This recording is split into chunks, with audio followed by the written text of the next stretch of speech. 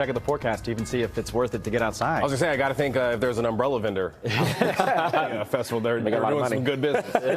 For all the folks who are headed out there, really anywhere in Boston, greater Boston area, bring a rain jacket. Yeah, rain jacket. You need the rain boots right now, too. It's pretty rough in parts of the area. We've heard a little thunder out here across our studio, so just understand it won't rain all night, but where we have the thunderstorms are pretty rowdy. Well, give us the timeline. What are we talking about right now? Yeah, so let's talk about a couple of severe thunderstorm warnings that we are tracking. Right now, we'll zoom into a couple of those, one including Boston. That's until 4:30 this afternoon. And what the National Weather Service has already done, they've been a little proactive because this line is moving, all right? So they've extended this warning now. It does include Brockton until about 5 o'clock. So they're expecting that line to maintain a lot of its strength, the rain, but also the winds and that potential for hail as it moves to the south at about 30 miles an hour. Heavy rain that we're seeing is now toward Boston and Cambridge. We'll see it right there. Also seeing some heavy rain toward Medford there, also toward Waltham and Newton, Brookline area. Be on the lookout for some heavy rain as well. Toward Needham, we're seeing some heavy rain. Natick, Dedham, that's going to be toward Westwood too, toward the Dover area and Framingham. These again are moving to mainly the south and east at 30 miles an hour. Quincy, 4:30, right on top of you. Brockton at 4:47. Just understand that we're going to have some heavy rain, gusty winds, and that potential for hail.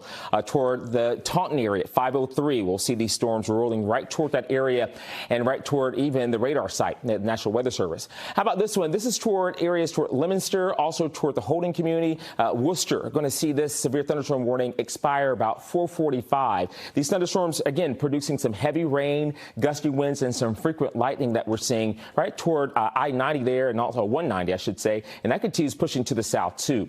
This is the other severe thunderstorm warning that popped up for Barnstable and also for Plymouth counties. That's until 4:45. It does include Wareham there that we're seeing a lot of this pushing right over your area, and it's producing not only the thunderstorms with the frequent lightning and that potential for hail, but it's not moving a whole lot. And we still have a flash flood warning for your area, and that goes until, I think, a little after 5 o'clock or so.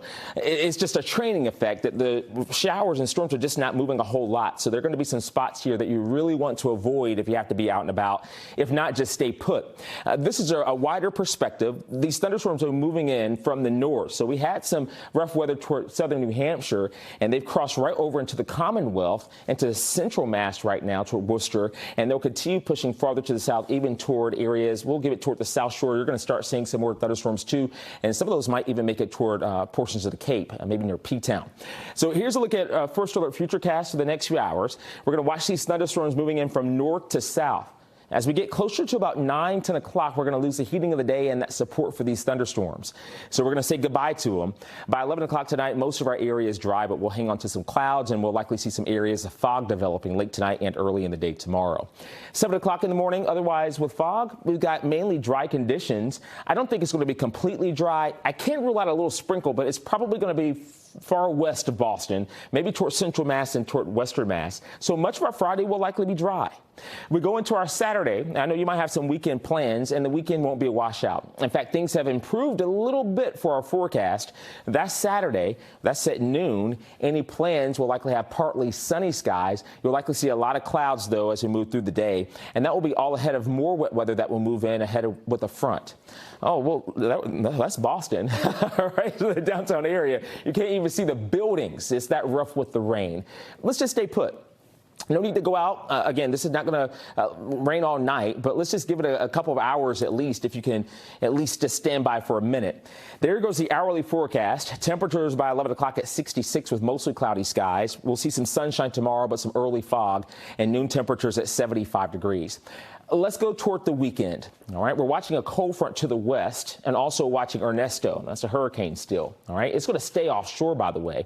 But this cold front is going to help push it away, but also give us a few showers, not associated with Ernesto. So Sunday later in the day, probably Sunday evening, Sunday night, we'll have our best chance of seeing wet weather. So early part of Sunday, you'll be fine. Into Monday, we'll see some more wet weather moving through and maybe some lingering showers into Tuesday.